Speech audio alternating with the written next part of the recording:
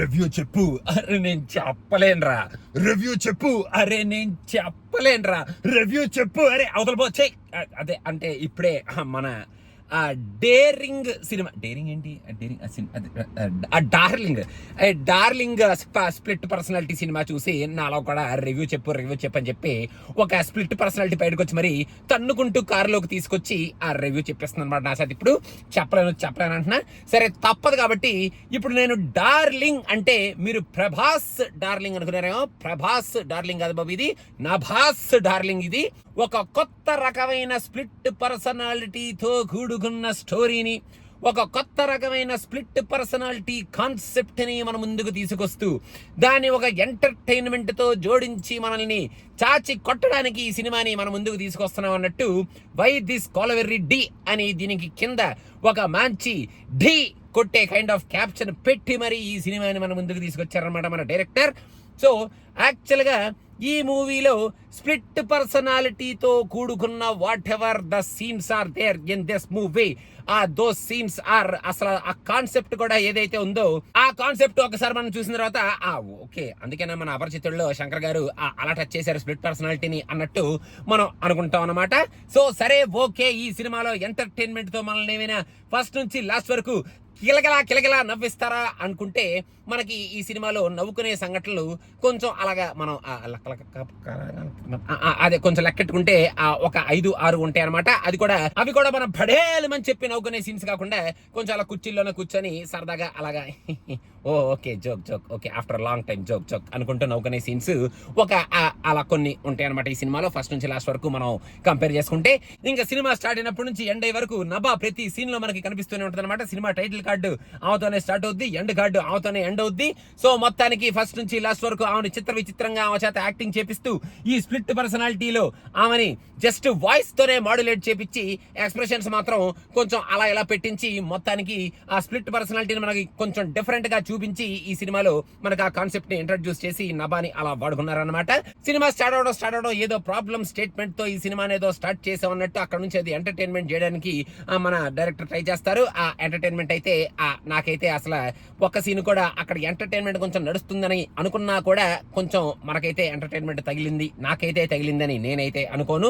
ఇంకా ఎప్పుడైతే ఆ స్ప్లిట్ పర్సనాలిటీ సీన్స్ స్టార్ట్ అవుతాయో ఈ సినిమాలో ఇప్పటి నుంచి ఇంకా ఎంటర్టైన్మెంట్ జంగలకా జంగ్ అనుకుంటాం, కానీ అక్కడ కూడా ఆ స్ప్లిట్ పర్సనాలిటీ ఫస్ట్ హాఫ్ లో ఒక 2-3 సార్లు తప్ప దాని తర్వాత మనకి ఏమీ నవ్వొచ్చినట్టు నాకైతే అనిపించలేదు. ఫస్ట్ హాఫ్ లో ఒక మంచి కాన్సెప్ట్ ని టచ్ చేశారు. ఆ కాన్సెప్ట్ తో సినిమాని ముందుకు తీసుకెళ్తారేమో అనుకుంటే ఆ కాన్సెప్ట్ ని అక్కడ టచ్ చేసి జస్ట్ అలా ఒక చిన్న మెసేజ్ లాగా ఆ మెసేజ్ ని ఇచ్చేసి ఆ కాన్సెప్ట్ నుంచి బయటకు వచ్చి మనకి ఒక చాలా విభిన్నమైన ఒక ఇంటర్వెల్ బ్యాంగ్ ఇస్తారనమాట. ఆ ఇంటర్వెల్ బ్యాంగ్ తో మనం ఈ సినిమా ఏ కాన్సెప్ట్ లోకి వెళ్తుంది అనేది చాలా క్లియర్ గా అర్థం చేసుకుంటాం. వై దిస్ కొలవెర్రీ డి అనే కైండ్ ఆఫ్ క్యాప్షన్ తో ఇప్పుడు మళ్ళీ డి చేస్తారేమో, డిక్కలగా అనుకుంటాం, కానీ సెకండ్ హాఫ్ కి వచ్చేటప్పటికి మనకి స్టార్టింగ్ లోనే లాలీలాలో కైండ్ ఆఫ్ సీన్ ఒకటి ఉంటది. ఆ సీన్ అయితే మనం అపరిచితుల్లో చూసిన లాలీలాలో ఒకటైతే ఇది లీలా లోలా అనమాట. అందుకే ఆ సీన్ కొంచెం ఇంకా చాలా విచిత్రంగా ఉంటది. ఇక్కడ నార్మల్ గా స్ప్లిట్ పర్సనాలిటీని ఈ సినిమాలో చూపించిన స్ప్లిట్ పర్సనాలిటీని వాడుకోవటం, ఆ కాన్సెప్ట్ ని ఎస్టాబ్లిష్ చేయడం బాగానే ఎస్టాబ్లిష్ చేశారు, కానీ అది కొంచెం ఓవర్ డూ అయిపోయిందా ఏమిట్రా బాబు అనిపిస్తుంది సెకండ్ హాఫ్ లో. ఎందుకంటే ఆ split personalities first time second time చూసినప్పుడు బాగానే ఉంటాయి, కానీ ఆ సీన్లు మళ్ళీ రిపీట్ అవుతుంటే అబ్బా ఇంకెన్ని సార్లు చూడాలరా బాబోయ్, ఎప్పుడు వెళ్ళిపోతాయారా బాబోయ్, వాట్ ఈస్ దిస్ హ్యాపెనింగ్ నాయనా అనుకుంటాం అనమాట మనం. అలా కొంచెం ఓవర్ డూ అయినట్టు నాకైతే అనిపించింది. ఇంకా సెకండ్ హాఫ్ లో మన Priyadarshi split personality kind of concept తో ఇంటరాక్ట్ అయ్యి అసలు ఏం చేశాడు, ఆ ముప్పు తిప్పలు ఏం పడ్డాడు అనేవి కూడా మరీ ఎంటర్టైనింగ్ గా మనం నవ్వుకునేటట్టు చూపించినట్టు నాకైతే అనిపించలేదు. ఎందుకంటే సెకండ్ హాఫ్ లో చాలా స్టోరీ ఉన్నట్టు అనిపించింది నాయన. సినిమా చూస్తుంటే వెళ్తూనే ఉంది.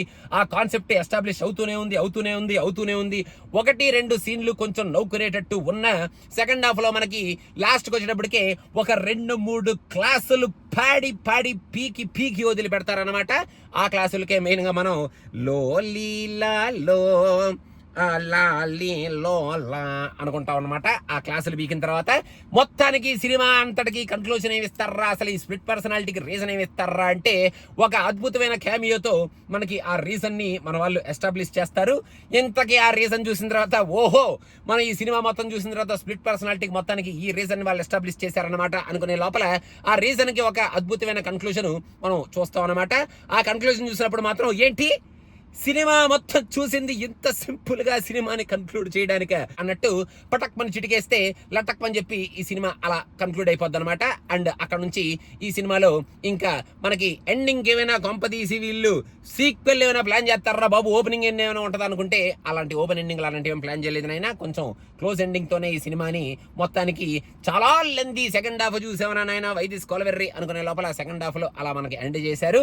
మనకి ప్రియదర్శి ఈ సినిమాలో మంచి పర్ఫార్మెన్స్ ఇచ్చాడని చెప్పాలి. ముప్పు తిప్పలు పడుతూ ఆ కామెడీ క్యారెక్టర్ లో యాక్ట్ చేస్తూ ముప్పు తిప్పలు పడుతూ కొంచెం మనల్ని ఎంటర్టైన్ చేయడానికి ట్రై చేస్తూ ఎమోషన్స్ ని చూపిస్తూ కావాల్సినప్పుడల్లా క్లాసులు పీకుతూ చెయ్యిలా పైకెట్టి నేను డిసైడ్ అయ్యానని చెప్పి లాస్ట్ లో మన చేత కూడా చేతులు ఇలా పైకెత్తి మేము డిసైడ్ అయ్యాం అనిపించే కైండ్ ఆఫ్ ఆ పర్ఫార్మెన్స్ ఆయన ఇచ్చాడు. He did a great job అని చెప్పాలి. ఇంకా నభా కూడా తనకి ఇంతవరకు ఎవరు ప్రదర్శించిన ఒక విచిత్రమైన రోల్లో ఆ అమ్మాయి ఈ సినిమాలో ప్రదర్శించిందనమాట. చెప్పాను కదా ఫస్ట్ నుంచి లాస్ట్ వరకు నభా అన్నట్టే ఉంటది, నా భూతో నా భవిష్యత్ అన్నట్టు ఆ నభా పర్ఫార్మెన్స్ ఈ సినిమాలో ఉంటది. ఈ సినిమాలో బ్రహ్మానందం గారు ఉంటారు కానీ అలా ఉంటారు అంతే. ఆయన ఒక జోకు పేల్చినట్టు కానీ ఆయన ఎక్స్ప్రెషన్ ని చూసి మనం నవ్వినట్టు కానీ నాకైతే ఈ సినిమాలో గుర్తులేదు. వేణుతో అంటే మన కమెడియన్ కమ్ డైరెక్టర్ వేణుతో మనకి ఒక మంచి సీను ఫస్ట్ హాఫ్ లో పెట్టుకొని ఆ సీను పండుతుంది అనే లోపలే ఆ పండు ఏమైపోయిందిరా బాబు పండేంటిలాగా టేస్ట్ మారిపోయింది వెంటనే అనేటట్టు ఆ సీన్ కూడా కొంచెం ఎంటర్టైన్మెంట్ లెస్ గా ఆ సీన్ చూపించారా అన్నట్టు నాకు అనిపించింది అనమాట. ఆయన క్యారెక్టర్ కూడా ఇంకా ఫ్రెండ్స్ క్యారెక్టర్స్ కూడా అలా ఉన్నారనమాట. వాళ్ళు కూడా పెద్ద కామెడీ చేసింది లేదని నాకు అనిపించింది.